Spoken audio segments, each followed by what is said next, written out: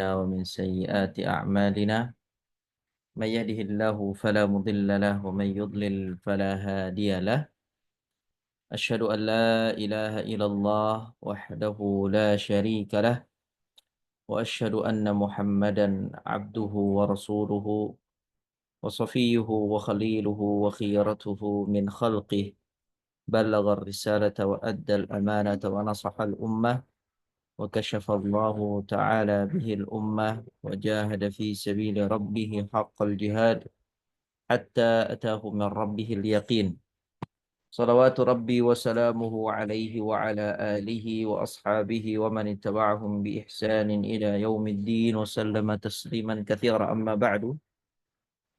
Jemaah yang dirahmati Allah Subhanahu wa taala, alhamdulillah wa syukrulillah. Kita turkan bersyukur kita kepada Allah Tabaraka wa Ta'ala atas segala nikmat yang Allah Azza wa Jalla limpahkan kepada kita hingga detik ini. Allah Tabaraka wa Ta'ala masih melimpahkan kepada kita keistiqomahan di dalam menuntut ilmu, di dalam bermajlis ilmu, yang dengannya kita berharap kepada Allah Subhanahu wa Ta'ala dengan keistiqomahan ini menjadikan sebab di antara asbab kita dimasukkan ke dalam surganya. Amin ya rabbal alamin. Salawat serta salam semoga selalu tercurahkan dan terlimpahkan kepada junjungan besar Nabi kita Muhammad sallallahu alaihi wasallam, kepada para sahabat dan keluarga beliau ila yaumiddin. Jemaah yang dirahmati Allah Subhanahu wa taala, di pembahasan yang lalu telah kita bahas bersama tentang bagaimana sabar dan syukur itu menjadi salah satu amalan hati yang dapat membersihkan hati itu sendiri. Di pembahasan kali ini insya Allah kita akan masuk ke dalam pembahasan ya akan khauf dan raja. Mana ini juga merupakan amalan hati berikutnya yang dibawakan oleh al-muallif, dan ini menjadi ya salah satu dari sekian banyak ya, amalan-amalan untuk membersihkan jiwa atau membersihkan hati. Insya Allah di halaman 329 ya, ini yang akan menjadi pembahasan kita di siang hari ini biidznillah tabaraka wa ta'ala. Untuk materi di siang hari ini kita minta kesediaannya kepada Ibu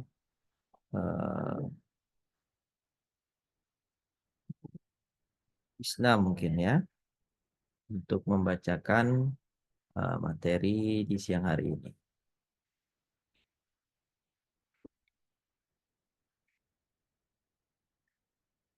Ya, Tat, insya Allah. Baik, syukran, jazakillah khair. Wa iyyakum. Bismillahirrahmanirrahim. Khauf dan roja. Segala puji bagi Allah yang selalu diharap kelembutan dan balasannya, yang ditakuti makar dan siksanya, yang memakmurkan hati para kekasihnya dengan ruh roja kepadanya, sehingga dengan kelembutan nikmat-nikmatnya dia menggiring mereka untuk singgah di pelatarannya dan beralih dari tempat cobaannya, yaitu tempat tinggal para musuhnya. Dia memukulkan cemeti peringatan yang keras kepada orang-orang yang berpaling dari pintunya menuju tempat pahala dan kemuliaannya, dan mencegah mereka dari melawan para pemimpinnya dan menentang nikmatnya. Khauf dan roja menuntut beragam makhluk dengan rantai paksaan dan kuatnya kelembutan menuju surganya. Sholawat dan salam semoga selalu terlimpahkan kepada pimpinan Nabi dan sebaik-baik makhluknya, para keluarga, sahabat, dan anak cucunya. Amma ba'du. Roja dan khauf ibarat dua sayap yang dipergunakan terbang oleh muqarrabun, orang-orang yang didekatkan kepada Allah, menuju setiap tingkatan yang terpuji. Keduanya bagai dua binatang tunggangan yang mereka pergunakan melesat ke akhirat dengan menembus setiap aral dan rintangan. Tidak ada yang mampu mendekatkan kepada Ar-Rahman dan Rohul Jinan, karena tempatnya yang begitu jauh, beban yang berat, hati yang syarat dengan benci, dan anggota tubuh yang payah, melainkan orang yang kuat rojaknya. Tidaklah bisa menghindar dari api neraka yang panas, siksa yang pedih, karena kondisinya yang syarat dengan kelembutan syahwat dan kesenangan-kesenangan yang memikat, melainkan orang yang luluh karena kerasnya peringatan. Berangkat dari inilah, sekiranya perlu ada penjelasan mengenai hakikat khauf dan roja, keutamaannya, dan cara menghimpun keduanya. Hanya Allah sebagai pembimbing ke jalan kebaikan dan penunjuk menuju tingkatan yang paling tinggi. Barakallahu fiik wa ahsanallahu ilaik.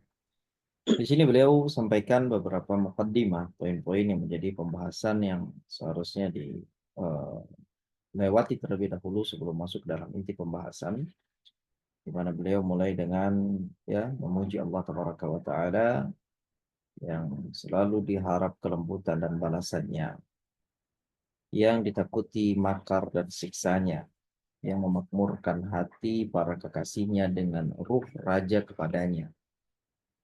Sehingga dengan kelembutan nikmat-nikmatnya dia menggiring mereka untuk singgah di pelatarannya dan beralih dari tempat cobaannya, yaitu tempat tinggal para musuhnya, hanya adalah di dunia. Dia memukulkan cemeti peringatan yang keras kepada orang-orang yang berpaling dari pintunya menuju tempat pahala dan kemuliaannya, dan mencegah mereka dari melawan para pemimpinnya dan menentang nikmatnya. Khauf dan raja menuntut beragam makhluk dengan rantai paksaan dan kuatnya kelembutan menuju surganya. Jadi di sini memang dibahas pembahasan akan siksa Allah yang Allah berikan kepada orang-orang yang menentangnya, dan kenikmatan, ya, kelembutan yang Allah Taala berikan kepada para hambanya yang bertakwa. Sehingga di sini ada nikmat dan ada adab. Dari nikmat dan adab ini sehingga menimbulkan adanya roja, adanya harapan untuk mendapatkan nikmat, dan khauf, rasa takut, ya, menghindar, rasa khasyah dari adab yang Allah Azza wa Jalla telah ancamkan. Salawat dan salam semoga selalu terlimpahkan kepada pimpinan Nabi dan sebaik-baik makhluknya, keluarga, sahabat, dan anak cucunya. Amma ba'du. Raja dan khauf ibarat dua sayap yang dipergunakan terbang oleh muqarrabun, orang-orang yang didekatkan kepada Allah, menuju setiap tingkatan yang terpuji. Tingkatan-tingkatan ini berlapis-lapis, ya. Sebagaimana keimanan itu bertingkat-tingkat, maka pada hakikatnya tingkatan orang-orang yang bertakwa di dalam surga pun bertingkat-tingkat. Ya, surga pun disampaikan oleh Nabi Shallallahu Alaihi Wasallam bertingkat-tingkat.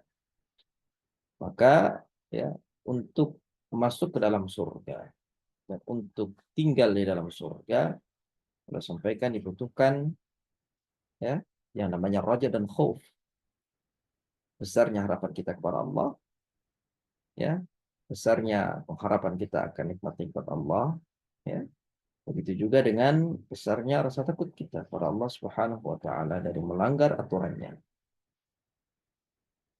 Sehingga beliau katakan keduanya, yaitu raja dan khauf, bagai dua binatang tunggangan yang mereka pergunakan melesat ke akhirat dengan menembus setiap aral dan rintangan.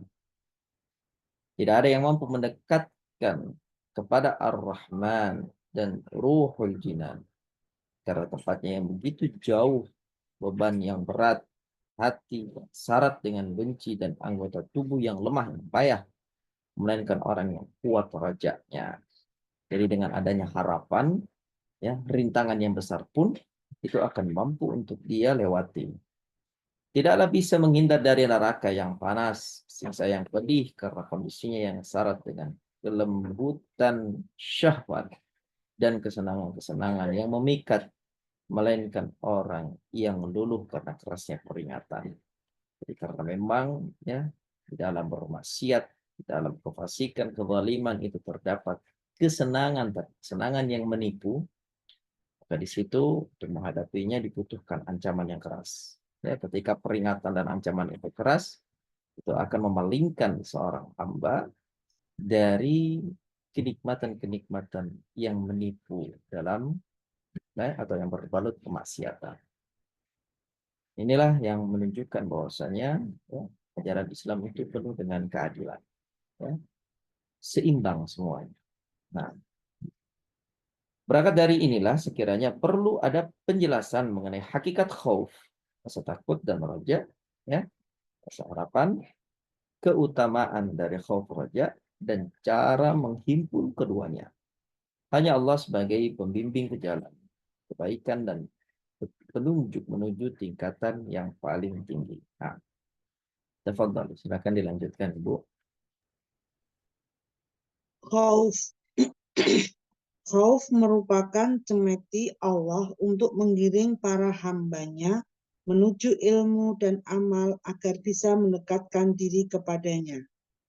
Khauf adalah ungkapan dari pedih dan terbakarnya hati karena takut terjadi sesuatu yang menyakitkan kelak pada masa depan, akhirat.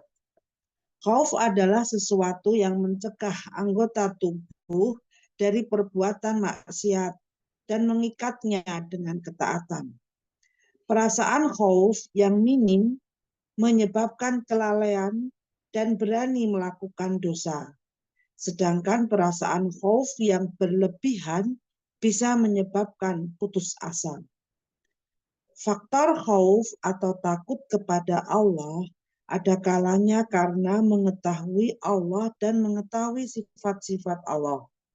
Dan bila Allah menghancurkan alam semesta, maka Dia tak peduli dan tak seorang pun yang mampu mencegahnya. Namun ada kalanya faktornya adalah karena seorang hamba banyak melakukan kejahatan dengan berbuat maksiat, atau juga karena kedua faktor tersebut. Kekuatan khauf seorang hamba bergantung pada pengetahuan terhadap aib diri sendiri, pengetahuan akan keagungan Allah dan kekayaan Allah, yakni dia tidak akan ditanya tentang apa yang dia kerjakan, dan justru merekalah yang kelak akan ditanya. Oleh sebab itu, manusia yang paling takut kepada Robnya ialah mereka yang paling banyak mengetahui dirinya sendiri dan Robnya. Nabi Shallallahu Alaihi Wasallam bersabda, "Wallahi inni ala alamuhum billahi wa asyadduhum lahu khasyah." Demi Allah, sesungguhnya aku adalah orang yang paling mengetahui Allah dan paling takut kepadanya. Dan paling takut kepadanya di antara mereka. Allah berfirman di dalam surat Fatir ayat 28, artinya, sesungguhnya yang takut kepada Allah di antara hamba-hambanya hanyalah ulama. Ibnu Mas'ud mengatakan, cukuplah takut kepada Allah sebagai ilmu dan keterpedayaan sebagai kebodohan. Tingkatan khauf. Nah, barakallah. Oke. Berkaitan dengan khauf, beliau katakan, di mana khauf ini merupakan cemeti Allah. Maksudnya ancaman, ya. Senjata untuk menggiring para hambanya menuju ilmu dan amal. Agar bisa mendekatkan diri kepada Allah. Jadi memang ya karena agama ini lengkap, ya, ada reward, ya, ada punishment, ya, ada ancaman dari Allah Taala, ada jaminan dan janji, ya, surganya, ada surga dan neraka begitu. Dan inilah yang Allah Taala berikan balasan kepada setiap hambanya yang beramal dengan amalan mereka masing-masing ketika di dunia. Dan dengan inilah Allah Taala menggiring para hambanya menuju ilmu dan amal agar mereka bisa mendekatkan diri kepada Allah. Khauf adalah ungkapan dari pedih dan terbakarnya hati karena takut terjadi sesuatu yang menyakitkan kelak pada masa depan, yaitu akhirat. Jadi rasa takut, ya, rasa pedih, khawatiran, ya, yang muncul, ya, ketakutan bukan sesuatu yang menyakitkan. Inilah khauf. Khauf adalah sesuatu yang mencegah anggota tubuh dari perbuatan maksiat. Ini khauf yang bermanfaat, ya. Ada orang yang takut, tetapi takutnya itu tidak bermanfaat. Takut kepada selain Allah. Tapi takut di sini maksudnya adalah takut kepada Allah Subhanahu wa taala, sehingga ketika dia tahu Allah punya aturan dan Allah telah mengancam bagi siapapun yang melanggar aturannya, maka di situ Allah Tabaraka wa taala ancam. Ketika dia tahu ancaman Allah, maka dia berhenti. Ada garis yang telah ditetapkan, ada batasan yang telah ditetapkan, sehingga dia menahan anggota tubuhnya, mencegah anggota tubuhnya dari perbuatan maksiat.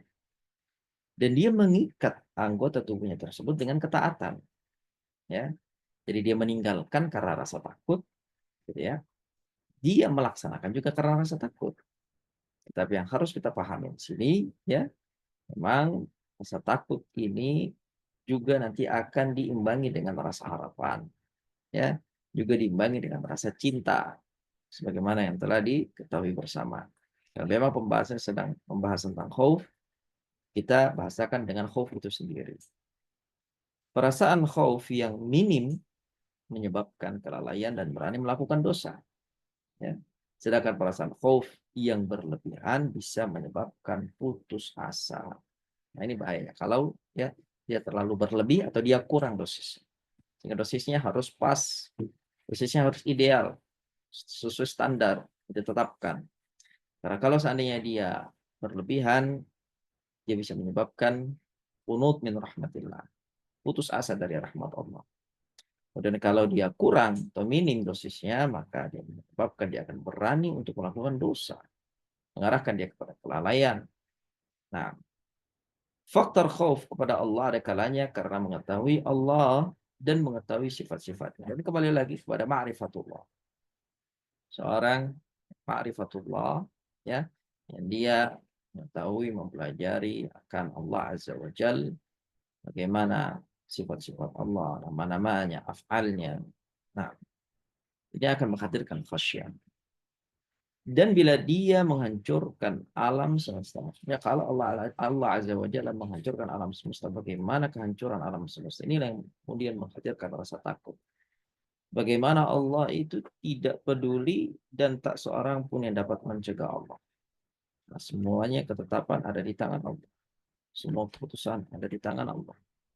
Namun ada kalanya faktornya adalah karena seorang hamba banyak melakukan kejahatan dengan berbuat maksiat atau juga karena kedua faktor tersebut. Karena memang sudah terlampau jauh dan terlampau dalam dia melakukan kesalahan sehingga dia tersadari dan dia, ya, muncul rasa takut dalam dirinya. Kekuatan khauf seorang hamba itu bergantung pada pengetahuannya terhadap aib diri sendiri. Pengetahuan akan keagungan Allah, kekayaan Allah, yakni Allah tidak akan ditanya tentang apa yang Allah kerjakan, dan justru mereka lah yang kelak akan ditanya. Dan ini memastikan pada kita, ya, bahwasanya persidangan akhirat itu akan datang.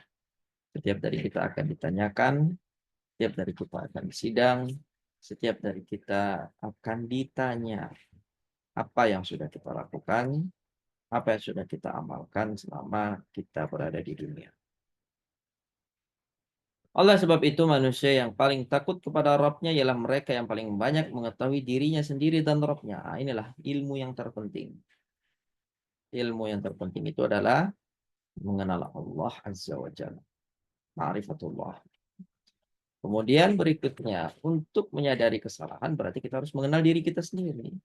Dalam arti kata kita harus mengevaluasi apa yang sudah kita lihat, apa yang sudah kita ucapkan, apa yang sudah kita dengar, apa yang sudah kita olah rasa itu di dalam hati, apa yang sudah dilakukan oleh tangan kita, apa yang sudah, ya, dilakukan oleh kaki kita dan semua anggota tubuh kita.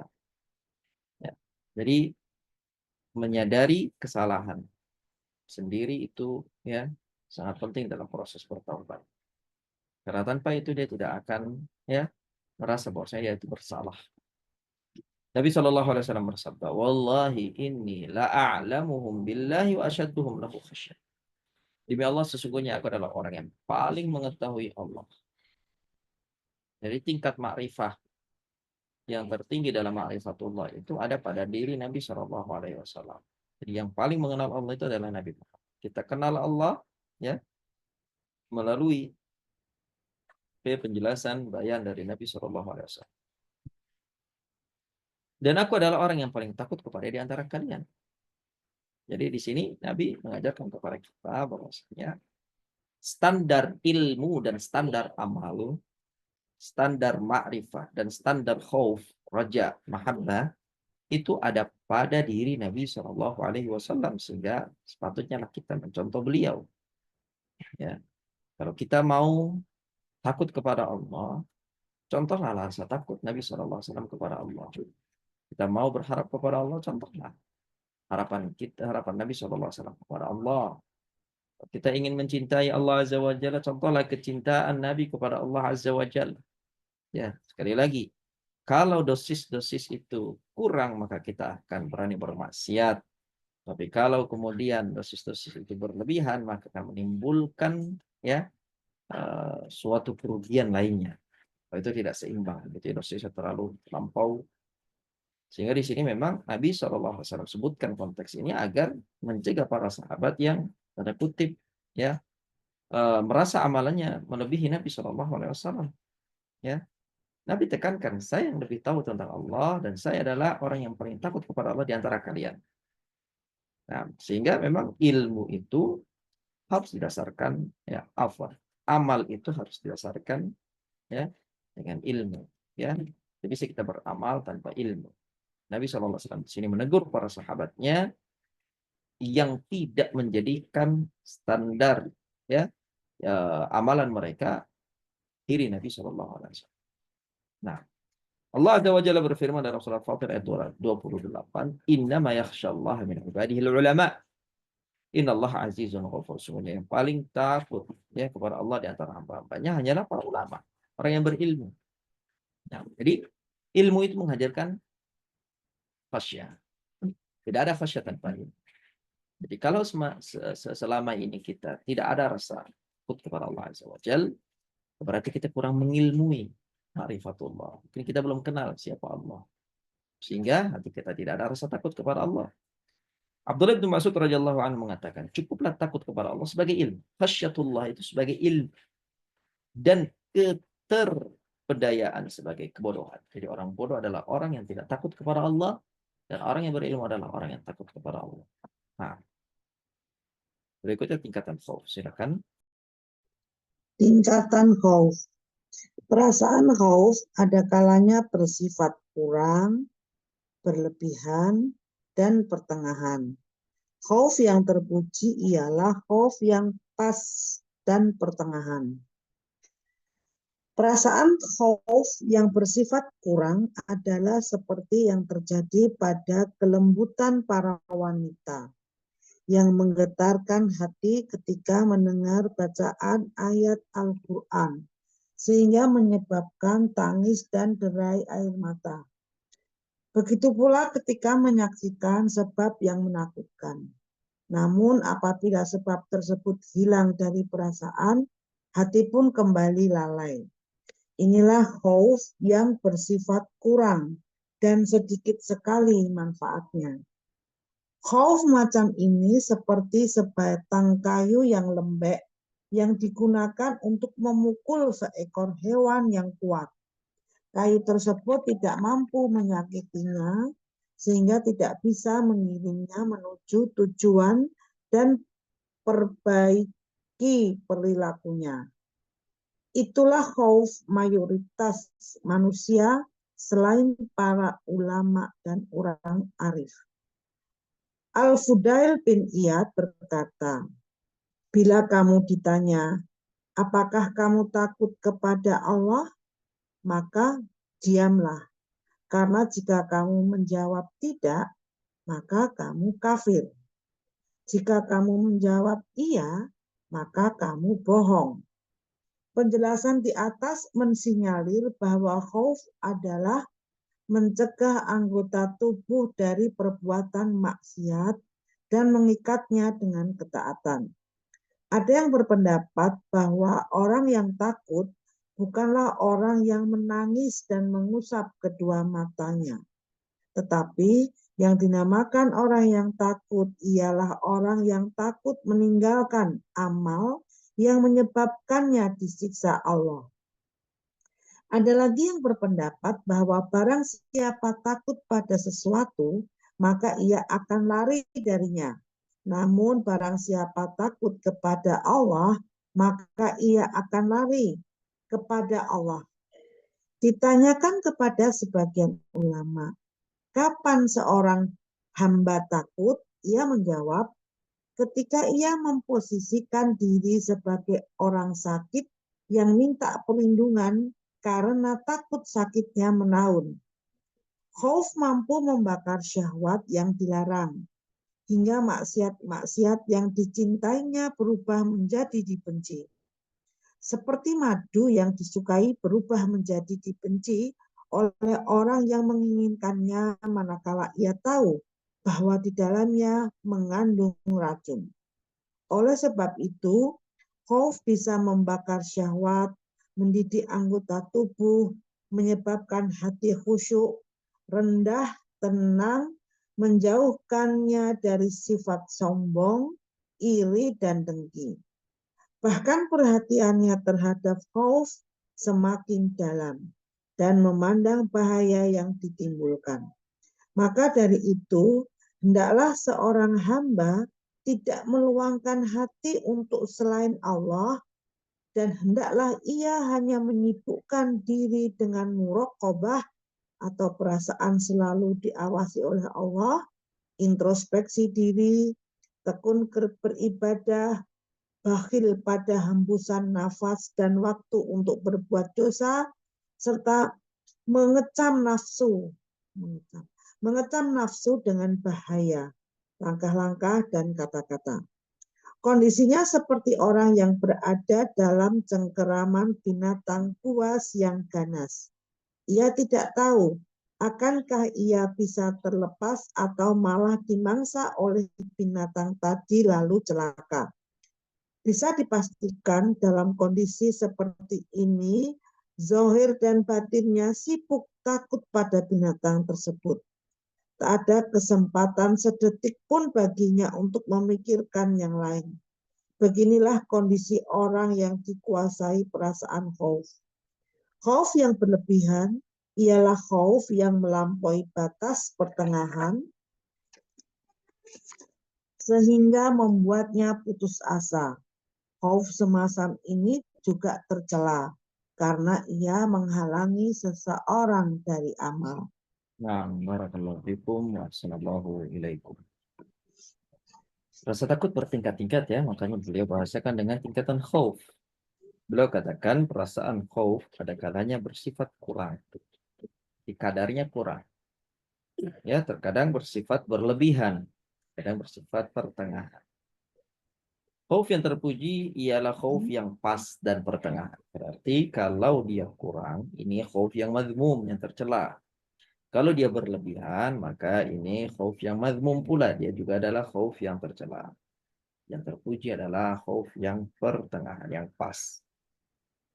Perasaan khauf yang bersifat kurang adalah seperti yang terjadi pada kelembutan para wanita yang menggentarkan hati ketika mendengar bacaan ayat Al-Quran sehingga menyebabkan tangis dan derai air mata. Begitu pula ketika menyaksikan sebab yang menakutkan. Namun apabila sebab tersebut hilang dari perasaan, hati pun kembali lalai. Inilah khauf yang bersifat kurang dan sedikit sekali manfaatnya.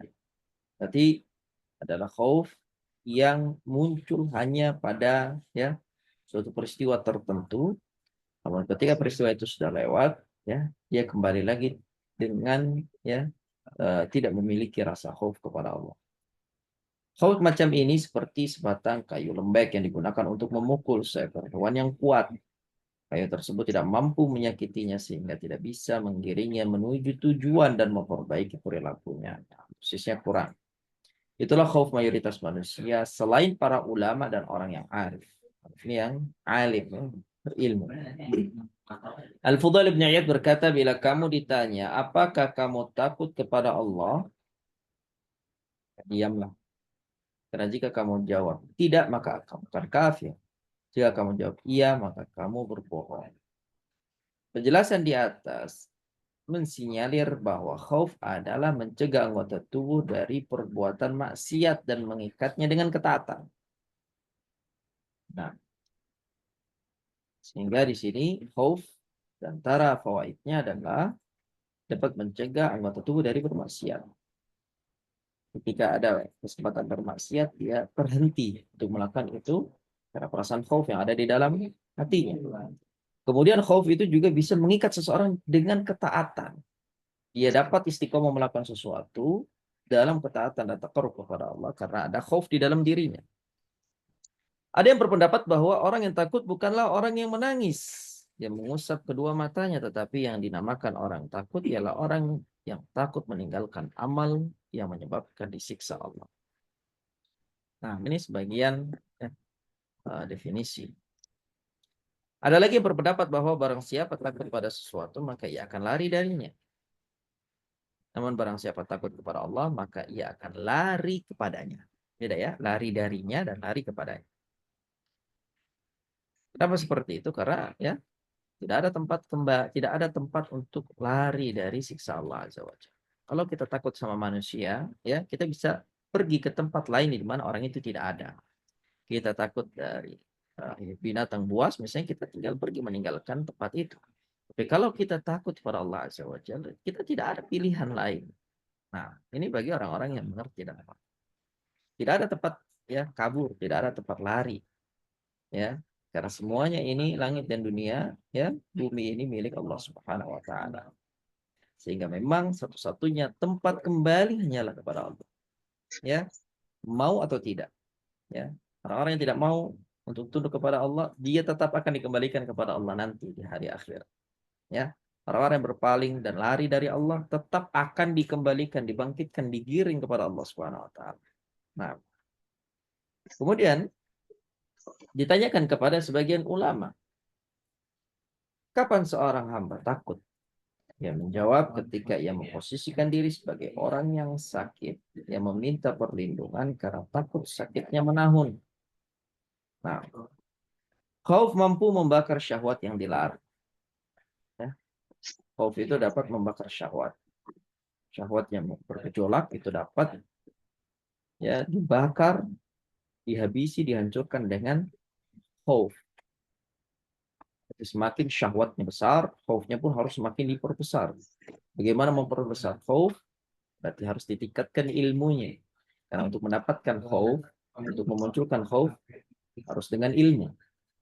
Nah, hingga maksiat-maksiat yang dicintainya berubah menjadi sesuatu yang dibenci. Nah, seperti madu yang disukai berubah menjadi dibenci oleh orang yang menginginkannya manakala ia tahu bahwa di dalamnya mengandung racun. Orang tahu madu ya yang ada di depannya telah ditambahkan racun, maka yang tadinya senang ya, dia akan benci terhadap madu tersebut. Oleh sebab itu, khauf bisa membakar syahwat, mendidik anggota tubuh, menyebabkan hati khusyuk, rendah, tenang, menjauhkan seseorang dari sifat sombong, sifat iri, dan dengki. Bahkan perhatiannya terhadap khauf semakin dalam dan memandang bahaya yang ditimbulkan. Maka dari itu hendaklah seorang hamba tidak meluangkan hati untuk selain Allah.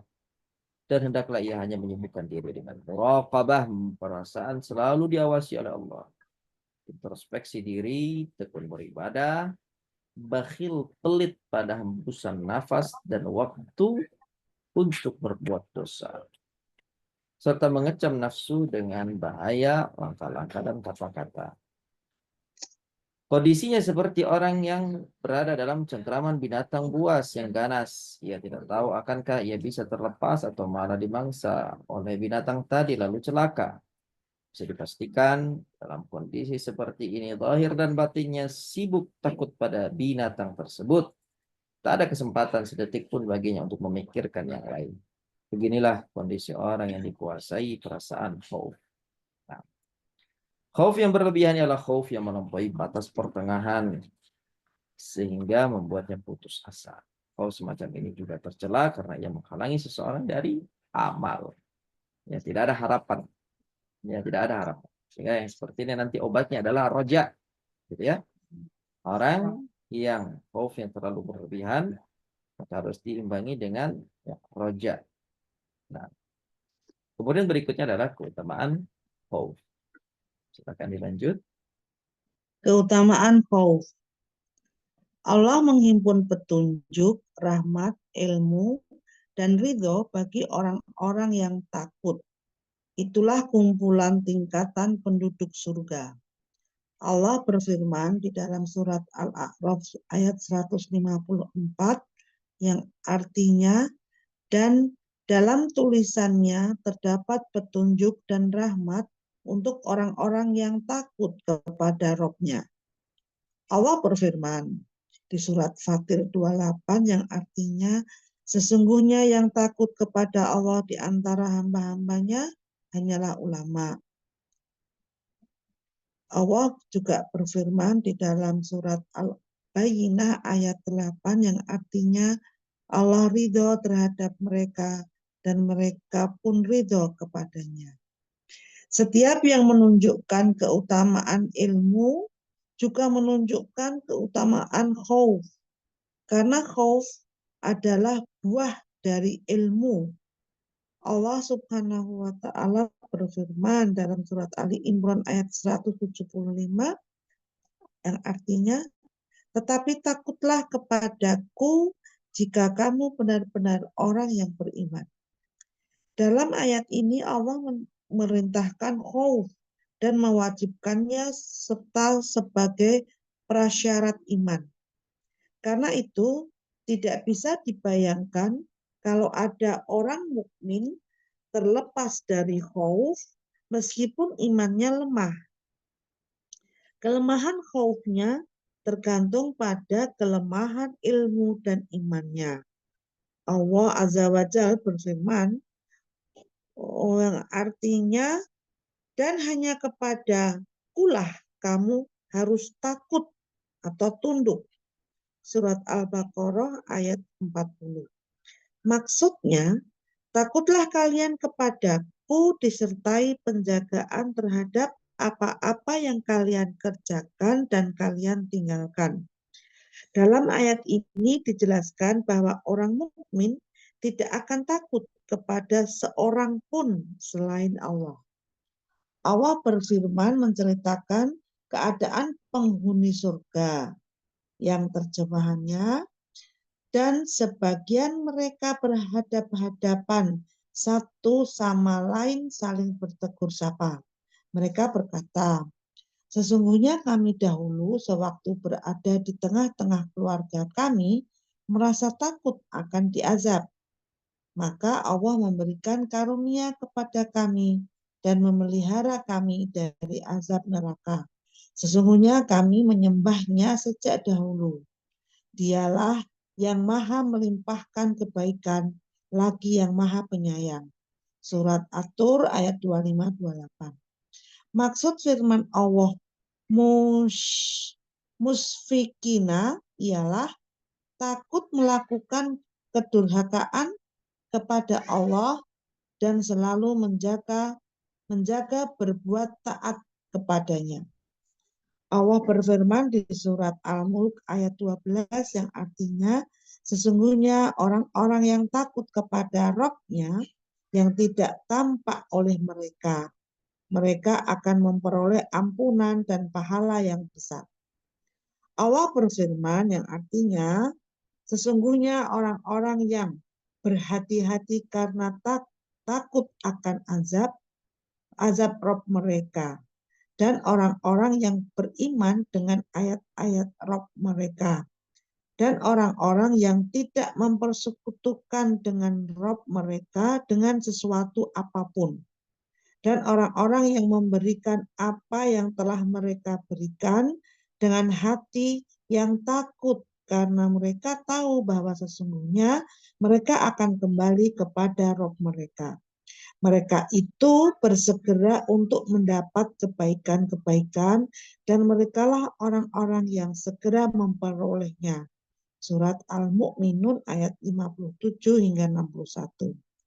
Tirmizi meriwayatkan di dalam jami'nya bahwa Aisyah menuturkan, aku pernah bertanya kepada Rasulullah Shallallahu Alaihi Wasallam mengenai ayat ini. Aku bertanya, apakah mereka orang-orang yang minum khamr, berzina, dan mencuri? Beliau menjawab, bukan wahai putri Asyidik. Mereka adalah orang-orang yang berpuasa, sholat, dan bersedekah, tetapi mereka takut kalau amal-amal mereka tidak diterima. Mereka itulah orang-orang yang bersegera berbuat kebaikan-kebaikan.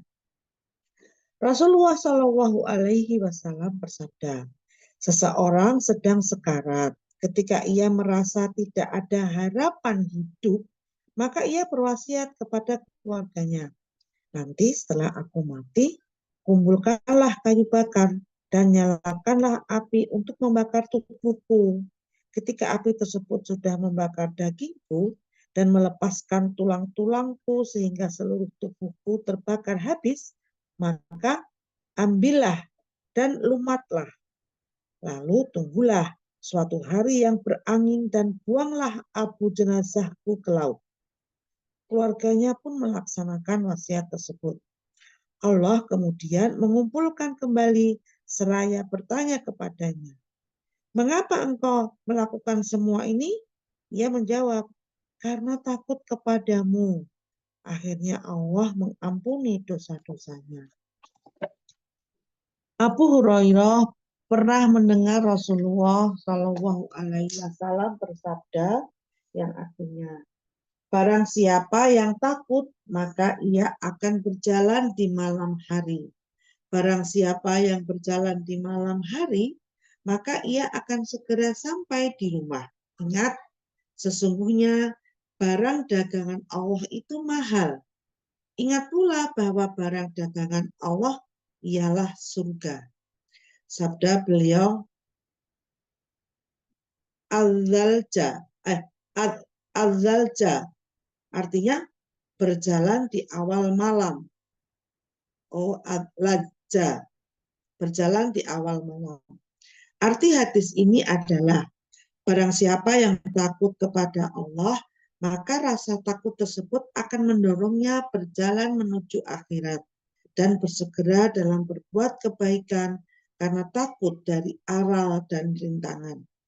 Al-Hasan Al-Basri mengatakan, sesungguhnya orang-orang beriman adalah kaum yang demi Allah merendahkan pendengaran, penglihatan, dan anggota tubuh mereka, sehingga orang bodoh mengira bahwa mereka orang-orang yang sedang sakit. Padahal demi Allah mereka adalah orang-orang yang sehat. Tetapi rasa takut telah merasuki mereka sebelum dirasuki oleh rasa yang lain, oleh yang lain. Pengetahuan mereka pada akhirat telah menghalangi mereka dari dunia. Lalu mereka berkata, segala puji bagi Allah yang telah menghilangkan segala kesedihan hati kami. Menghilangkan segala kesedihan dari kami. Demi Allah, mereka tidak akan sedih oleh apa yang menyebabkan manusia sedih. Tidak ada sesuatu yang besar di dalam hati mereka yang mereka cari selain surga. Sungguh barang siapa yang tidak terhibur oleh hiburan Allah, maka jiwanya akan terpotong-potong di dunia karena banyak penyesalan. Barang siapa yang tidak bisa melihat nikmat Allah pada selain makanan dan minuman, sungguh sedikit sekali ilmunya dan telah datang azabnya. Nah, barakallahu fikum, assalamualaikum ilaik. Kaitan dengan Keutamaan bahasan khauf. berikutnya adalah tentang keutamaan. Keutamaan khauf sendiri, Allah Azza wa Jalla telah menghimpun petunjuk, rahmat, ilmu, dan ridho bagi orang-orang yang takut. Jadi memang berbagai kenikmatan Allah Tabaraka wa Ta'ala limpahkan kepada orang-orang yang takut kepadanya. Allah Azza wa Jalla juga ya di dalam berbagai ayat juga akan keridhoannya kepada orang-orang yang takut kepadanya. Itulah kumpulan tingkatan penduduk surga. Allah Tabaraka wa Ta'ala berfirman, "Wa fi nuskhatiha hudaw wa rahmatul lil ladzina hum bi rabbihim yarhabun." Dan dalam tulisannya terdapat petunjuk dan rahmat untuk orang-orang yang takut kepada Rabb-nya. Dalam ayat yang lain disebutkan, "Innama yakhsyallaha min ibadihil ulama." Sungguhnya yang takut kepada Allah di antara hamba-hambanya hanyalah para ulama.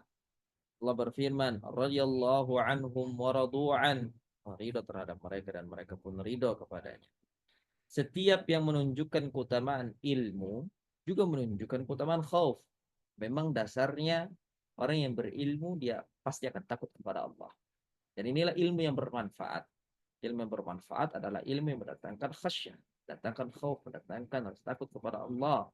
Kalau seorang penuntut ilmu itu mempelajari ilmu sekian lama tapi tidak ada khasyah, tidak ada khauf, berarti ada yang salah dalam proses pembelajaran tersebut. Nah, karena khauf adalah buah dari ilmu. Jadi seseorang ya ketika dia makan akan kenyang begitu ya. Dia ketika dia lapar dia akan makan. Nah, rasa kenyang itu adalah ya buah dari makan.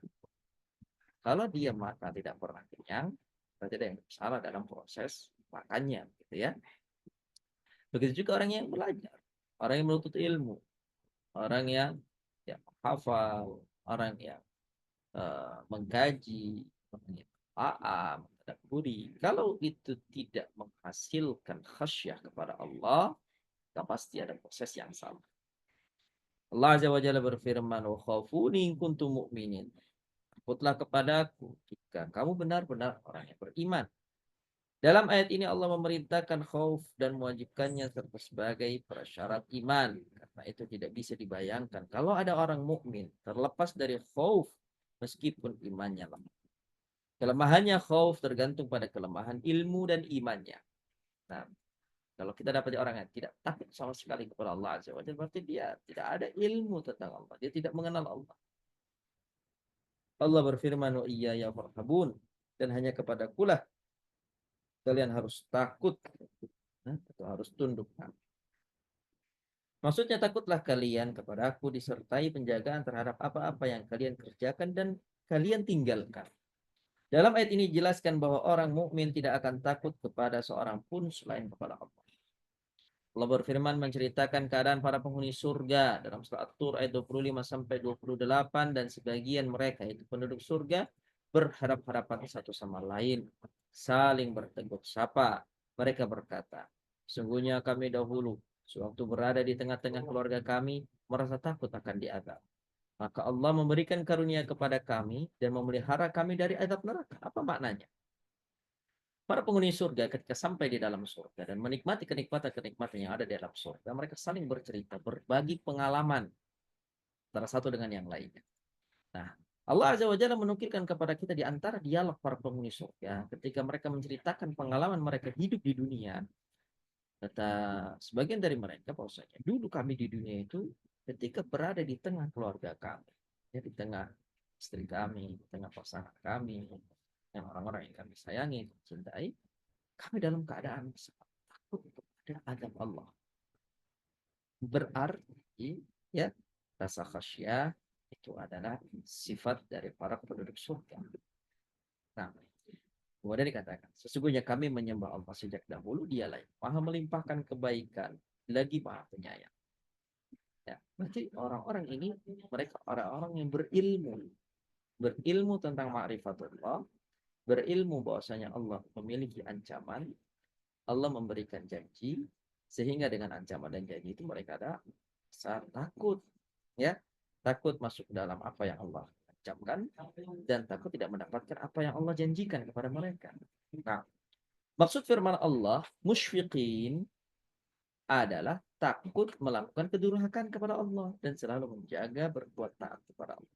Jadi rasa takut yang mereka miliki itu ya menahan mereka dari kedurhakaan kepada Allah dan mengikat mereka dalam ketaatan kepada Allah Azza wa Jalla. Allah berfirman dalam surat Al-Mulk ayat 12. Innal ladzina yakhshawna rabbahum bil ghaibi lahum maghfiratu wa ajrun kabir. Sesungguhnya orang-orang yang takut kepada Rabbnya yang tidak tampak oleh mereka, mereka akan memperoleh ampunan dan pahala yang besar. Sebagaimana Allah menjanjikan pahala yang besar, ampunan yang besar hanya pada orang-orang yang yakhshawna rabbahum bil ghaib, takut kepada Rabbnya, ya, yang tidak tampak oleh mereka. Ya, mereka tidak bisa lihat Rabb mereka di dunia dengan mata kepala mereka, tapi dengan ayat-ayat informasi dari hadis mereka takut kepada Allah Subhanahu wa taala. Dan karena rasa takut inilah Allah berikan ganjaran yang besar dan ampunan yang besar. Allah berfirman, sesungguhnya orang-orang yang berhati-hati karena takut akan adab Rabb mereka dan orang-orang yang beriman dengan ayat-ayat Rabb mereka, orang-orang yang tidak mempersekutukan dengan Rabb mereka suatu apapun, orang-orang yang memberikan apa yang telah mereka berikan dengan hati yang takut karena mereka tahu bahwa sesungguhnya mereka akan kembali kepada Rabb mereka. Mereka itu bersegera untuk mendapatkan kebaikan-kebaikan dan mereka adalah orang-orang yang segera memperolehnya. Dari sekian banyaknya rentetan ayat ini disebutkan mereka adalah orang yang takut. Jadi takut itu merupakan ciri dan sifat orang-orang yang saleh. Al-Imam At-Tirmidzi meriwayatkan di dalam jami'nya bahwa Aisyah radhiyallahu anha menuturkan, aku pernah bertanya kepada Rasulullah SAW mengenai ayat ini. Aku bertanya, apakah mereka orang-orang yang minum khamar, berzina dan mencuri? Dan menjawab, bukan wahai putri As-Siddiq, mereka adalah orang-orang yang berpuasa, sholat, dan bersedekah. Tetapi mereka takut kalau amal-amal mereka tidak diterima. Nah, jadi rasa takut itu tidak hanya identik kepada para pemaksiat yang mereka takut akan adab dari Allah, tetapi juga berlaku bagi orang yang mengamalkan amalan saleh, tapi takut kalau amalan salehnya itu tidak diterima oleh Allah Azza wa Jalla. Nah, berlaku rasa takut ini sama dengan rasa takut ini. Ya, dari mana dia memiliki rasa takut ini dan itu dari ilmu. Ya, mungkin orang ya mengira bahwasanya rasa takut itu hanya ya untuk apa namanya menahan dirinya dari kemaksiatan. Tidak. Kayak tadi kan dikaitkan. Rasa takut itu selain dia bisa menahan diri dari kemaksiatan, rasa takut itu juga bisa mengikat seseorang dengan ketaatan. Ya, sehingga dengan rasa takut itu dia selalu melakukan ketaatan. Ya, dan kemudian dia setelah dia pelajari ternyata amalan itu ya berpotensi bisa tidak diterima oleh Allah. Jadi nggak sekedar melakukan amalan kebaikan lalu hilang kewajiban ya kepada Allah Azza wa Jalla ya. Barat dia sudah selesai apa tidak, tapi dia harus jaga terus amalannya, dia rawat amalannya, dia menjaga hatinya, tidak ria, tidak sum'ah, gitu ya, tidak memamerkan amalannya. Nah, jadi mereka takut kalau amalannya tidak diterima. Mereka adalah orang-orang yang bersegera berbuat kebaikan. Rasulullah SAW bersabda, seseorang sedang sekarat. Ketika ia merasa tidak ada harapan hidup, maka ia berwasiat kepada keluarganya. Nanti setelah aku mati, kumpulkanlah kayu bakar dan nyalakanlah api untuk membakar tubuhku. Nah, ini cerita yang dibawakan oleh Nabi Shallallahu Alaihi Wasallam adalah cerita ya yang menggambarkan ya tentang bagaimana puncak ketakutan seorang hamba kepada Allah Subhanahu Wa Taala. Yang dengan rasa takut tersebut dia diampuni karena kesalahannya. Nah, ketika api tersebut sudah membakar dagingku dan melepaskan tulang-tulangku, sehingga seluruh tubuhku terbakar habis, maka ambillah dan lumatlah. Lalu tunggulah suatu hari yang berangin dan buanglah abu jenazah ini ke laut. Keluarga pun melaksanakan wasiat tersebut. Allah kemudian mengumpulkan kembali semua itu abu ya jenazahnya. Semua itu dikumpulkan oleh Allah Subhanahu wa taala dan Allah kembalikan. Seraya bertanya kepadanya, mengapa engkau melakukan ini? Ya, dia menjawab karena takut kepada akhirnya Allah Azza wa Jalla mengampuni dosa-dosanya. Abu Hurairah radhiyallahu taala anhu pernah mendengar Rasulullah sallallahu alaihi wasallam bersabda, "Man khafa adlaja, man adlaja balagal manzil. Ala inna sil'atallahi ghaliyah, ala inna sil'atallahi jannah." Para siapa yang takut maka ia akan berjalan di malam hari. Pada siapa yang berjalan di malam hari maka ia akan segera sampai di rumah. Ingat sesungguhnya barang dagangan Allah itu mahal. Ingat pula bahwa barang dagangan Allah ialah surga. Maknanya orang yang takut dia akan menambah amalnya. Dia akan hanya berjalan di waktu pagi, dia tidak hanya bergerak di waktu siang, tapi dia juga bergerak di waktu malam. Kenapa? Karena dia ada rasa takut, sehingga itulah yang kemudian menggerakkan tubuhnya. Nah, sabda beliau adalah artinya berjalan di malam hari. Artinya di sini adalah barang siapa yang takut kepada Allah, maka rasa takut tersebut akan mendorongnya berjalan menuju akhirat dan bersegera dalam berbuat kebaikan karena takut dari arar dan rintangan. Al-Hasan Al-Basri mengatakan sesungguhnya orang-orang beriman adalah kaum yang demi Allah merendahkan pendengaran, penglihatan, dan anggota tubuh mereka sehingga orang-orang bodoh mengira bahwa mereka orang-orang yang sedang sakit. Padahal demi Allah mereka adalah orang-orang yang sehat. Nah, tetapi rasa takut telah merasuki mereka sebelum dirasuki oleh yang lain. Kawan mereka pada akhirat telah menghalangi mereka dari dunia. Lalu mereka berkata, segala puji bagi Allah yang telah menghilangkan segala kesedihan dari kami.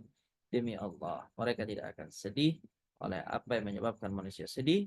Tidak ada sesuatu yang besar di dalam hati mereka yang mereka cari selain surga. Sungguh, barang siapa yang tidak terhibur oleh hiburan maka jiwanya akan terpotong-potong di dunia karena banyak penyesalan. Karena dia mencari hiburan yang lain, ya, selain hiburan yang telah Allah berikan kepada orang-orang beriman. Barang siapa yang tidak bisa melihat nikmat Allah pada selain makanan dan minuman, sungguh sedikit sekali ilmunya dan telah datang adabnya. Nah, berikutnya pembahasan kita adalah tentang ya berita tentang khauf. Nah, ini bisa kita bahas di pertemuan yang akan datang ya, bismillah taala. Kemudian kita lanjutkan ke pembahasan tentang rojak. Nah, jadi di kesempatan kali ini kita sudah membahas tentang keutamaan khauf, ya, tingkatan-tingkatan khauf, ya, dan pengertian dari khauf itu sendiri. Nah, baik, jazakillah khair pada yang akan bacakan materi kita di siang hari ini. Barakallahu fikum wa jazakumullahu khairan.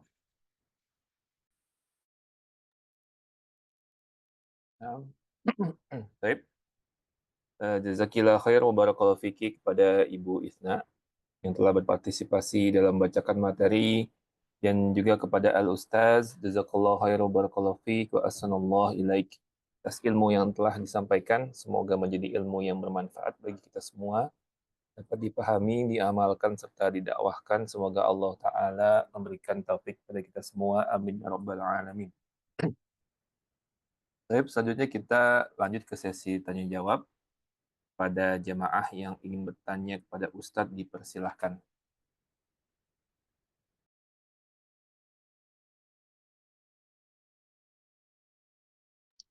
Bismillah, saya tanya, Pak. Ini yang dimaksudkan merendahkan pendengaran itu apa, bagaimana ya? Merendahkan pendengaran, merendahkan penglihatan, dan merendahkan anggota tubuh. Itu seperti apa ya maksudnya ya tadi? Perkataan Al-Hasan Al-Basri tadi ya. Ya. Iya, iya.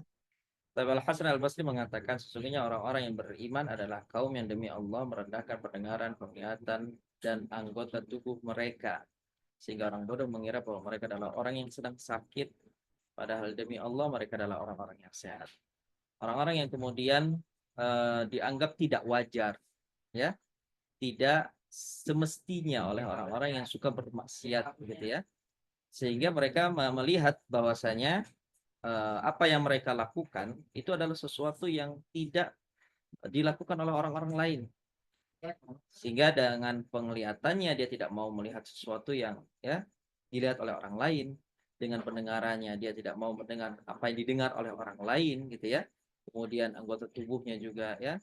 Seperti hakikatnya orang yang di zaman ini kita dapati para pelaku maksiat itu ketika mereka bermaksiat, mereka melihat orang lain yang tidak melakukannya itu orang yang sakit. Begitu ya. Kok laki-laki tidak suka merokok? Ya. Ini orang yang sakitnya laki-laki ya. Seorang laki-laki ya tidak suka merokok berarti tidak gaul gitu ya.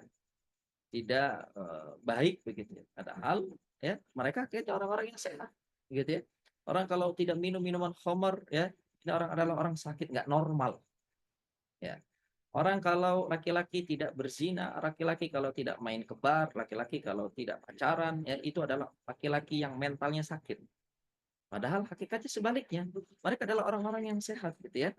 Sehingga mereka makna merendahkan di sini adalah orang yang menjaga pendengarannya, menjaga penglihatannya, menjaga anggota tubuhnya, tidak melakukan apa yang dilakukan oleh orang-orang yang bermaksiat. Sehingga orang-orang bermaksiat yang hakikatnya bodoh itu melihat bahwasanya mereka adalah orang yang sakit. ya, mereka tidak melakukan apa yang dilakukan oleh orang-orang yang bermaksiat, ya. Padahal demi Allah mereka adalah orang-orang yang sehat. Begitu Ibu, dapat dipahami? Ya, insya Allah. Karena ini tadi Ustadz menyebutkan kata lainnya kan menjaga taat itu lebih Nah, bisa diterima ya. Dengan nah, kata menjaga pendengaran, menjaga penglihatan gitu kan, Pak. Dan baik. dia orang lain menganggap dia aneh itu ya, Ustadz ya. Iya benar. Memang Oke, kalau ya. untuk Ya. buku-buku terjemahan seperti ini biasanya akan kembali kepada bahasa orang yang menerjemahkan. Jadi kalau dia Ya, salah mengambil susunan ya, kata terima atau kasih. pemilihan kata, maka terkadang bahasanya cenderung terlihat seperti kaku begitu. Iya, ya, benar. Ya, Tat. Barakallahu fikum. Ya, jazakallah khair, Tat. Amin wa ya. Jazakumullah khairan barakallahu fikum. Pertanyaan dari Ibu Isna dan juga jawaban dari Al Ustaz. Mungkin selanjutnya jika ada yang bertanya kembali dipersilakan.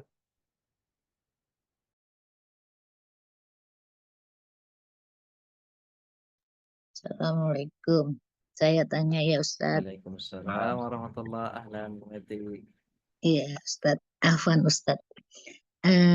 Tadi kan dijelasin ya Ustadz, rasa takut itu tidak hanya ditandain bahwa dengan mengalirnya air mata. Itu barangkali salah satu ya Ustadz, artinya pada saat Ya. membaca ayat Allah. Artinya bahasanya begini Ustadz. Darullah pagi tadi saya ada sempat berbincang dengan seseorang, sedang berbicara juga mengenai masalah takut. Artinya sentiasa ibadah itu kan kita menghadirkan hati itu takut, harap, dan cinta ya Ustadz. 3 itu kan, seperti itu. Nah, bahasa saya gini, saya suka bertanya kepada diri saya ini takut nggak sih sama Allah gitu lah. Sayanya gitu lah. Saya bilang, kenapa saya bertanya seperti itu? Karena seringkali lalai gitu. Karena orang lalai itu kan takutnya jadi hilang ya Ustadz, rasanya begitu. Saya memahaminya. Nah, terus kemudian saya jawab sendiri bahasa saya. Bentuk rasa takut saya itu kan artinya dengan melakukan apa yang Allah perintahkan dan menjauhi apa yang Allah larang, itulah bentuk rasa takut saya kepada Allah. Begitu ya Ustadz, memahamin Nah, rasa takut bukan kita takut sebagaimana kita kepada makhluk gitulah kan. ya. Artinya, kepada saat kita melakukan perintah Allah, tentulah kita berharap pahala Allah, kita berharap surga Allah, kita berharap ridha Allah di sana, tanpa kita harus jaharkan secara lisan gitu lah. Karena kaidah itu kita sudah pahami. Jadi, raja dan khauf ini dan mahabbah ini memang sudah menjadi satu paket ya Ustadz, tanpa kita jaharkan, tetapi ini bagian dari ilmu agar bernilai di sisi Allah Ta'ala, itu sudah menjadikan sesuatu kaidah ya Ustaz. Kaidah Begitukah? sahih, sudah merupakan satu satuan. Ya, satu kesatuan. Maksudnya gini, kan saya suka bertanya tuh begini, saya ini benar nggak sih takut sama Allah gitu loh. Saya suka Ustaz bertanya gitu. Buktinya kamu apa takut samanya Allah Ta'ala? Saya jawab lagi, saya berusaha melakukan apa yang Allah perintahkan dan menjauhin segala apa yang larang gitu loh. Artinya itu kan karena takut itu kan diawali di hati ya Ustaz, amalan hati ya. Iya. Kemudian bisa diaplikasikan dengan perbuatan. Jadi bahasa saya gini, ilmu itu melahirkan keyakinan. Keyakinan itu akan melahirkan amal. Begitu kan Ustaz urutannya. Sahih. Kalau kita nggak yakin kan kita tidak, artinya kalau yakin itu bermasalah, ragu, di sana bisa menjadi syubhat, bisa menjadi adanya syahwat gitu loh Ustaz. Saya mengajak kepada diri ini nih, benar nggak sih nih? Artinya yang tahu kita ini takut itu juga bertingkat-tingkat ya Ustaz. Ya, artinya takut itu yang betul-betul membuat kita terhindar dari murka dan azab Allah Ta'ala. Begitu secara ringkasnya ya Ustaz.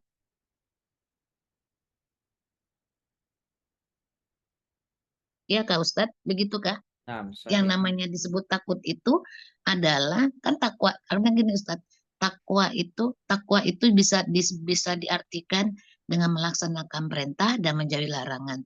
Nah, Takwa itu bisa juga diartikan dengan takut. tidak adalah disebut seseorang itu seperti suratnya Fatir ayat 28 itu yang takut itu hanya ulama, artinya orang yang berilmu. Kalau ilmu itu tidak melahirkan takut kepada Allah, berarti ilmu itu tidak bermanfaat ya Ustadz. Ya, Begitu ya? Nah, Ya. Artinya sedang mengajak simulasi hati nih Ustadz. Oke. Karena diawalin dengan hati. Hati ini takutnya seperti apa? Seperti tadi, kita merasa bahwa sudah melaksanakan amal ibadah tanpa dirasa diikutin rasa khawatir tidak diterima Allah. Itu kan ada rasa takut tuh Ustaz. Oke. nah, Karena melaksanakan ibadah saya sudah melakukannya. Terus tenang gitu loh Ustaz. Artinya senantiasa sebelum melakukan, sesudah melakukan harus senantiasa menyertai ya Ustaz takut itu ya. iya, tetap harus disertai rasa takut. Begitu ya Ustadz. Ini nih Nah, karena bahasa saya takut itu kan memang harus terus senantiasa ditumbuh dengan ilmu yang sampai. Artinya ilmu di sini Allah berfirman, Rasulullah bersabda itu harus sampai terus-menerus terhadap bahasanya itu Allah mengatakan ada nazirun dan ada basirun gitu kan Ustadz. Pada saat nazirun itu peringatan Allah tuh sampai membuat kita tumbuh betul-betul rasa takut sehingga melakukan apa yang Allah perintahkan dan meninggalkan apa yang Allah larang gitu ya Ustaz. nah, Saya suka membahasakan ini, benar nggak sih ya saya ini takut? Oh iya, saya menenangkan diri. Justru saya karena kenapa saya lakukan ini? Karena saya nggak mau Allah murka dengan saya. Saya takut dengan api neraka. Itu jawaban berdemikian benar kan Ustaz? nah, Benar ya benar seperti itu ya. Bukan Iya. pembelaan diri ya Ustaz. Memang dalilnya demikian ya. Nah, Baik Ustadz, Alhamdulillah itu yang saya ingin tanyakan, artinya diawalin dengan demikian, mengajak hati itu berdialog, artinya menyampaikan apa-apa yang disampaikan Allah Ta'ala itu menumbuhkan gitu ya Ustadz. Alhamdulillah, jazakallah khair Ustadz, barakallahu fiik. amin. Jazakumullah khairan wa barakallahu fikum. Pertanyaan dari Ibu Meti dan juga penjelasan dari Al-Ustaz Abu Ayyub. Bagi jemaah yang ingin bertanya kembali dipersilahkan.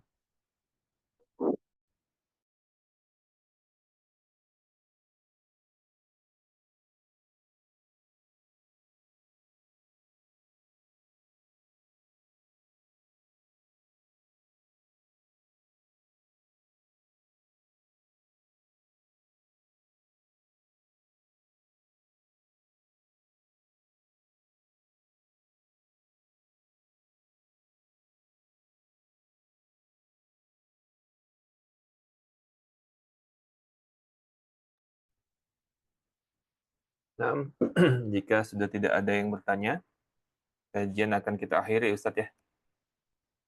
Baik, insya Allah. Nah, baik, sebelum kajian kita akhiri, Ana kembali mewakili jemaah mengucapkan jazakallahu khairan wa barakallahu fiik wa ahsanallahu ilaik atas kuluangan waktu, ilmu, faidah dan nasihat yang telah disampaikan oleh Al-Ustaz Abu Ayyub. Semoga Ustaz dan keluarga berserta kita semua selalu berada dalam lindungan Allah Subhanahu wa taala. Amin ya rabbal alamin. Baik, kita tutup majelis ini dengan doa kafaratul majelis. Subhanakallahumma bihamdika asyhadu an la ilaha illa anta astaghfiruka wa atubu ilaik. Assalamualaikum warahmatullahi wabarakatuh. Waalaikumsalam warahmatullahi wabarakatuh.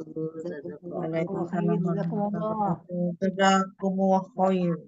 Bu Isna. Wa iyyakum. Ya sayang.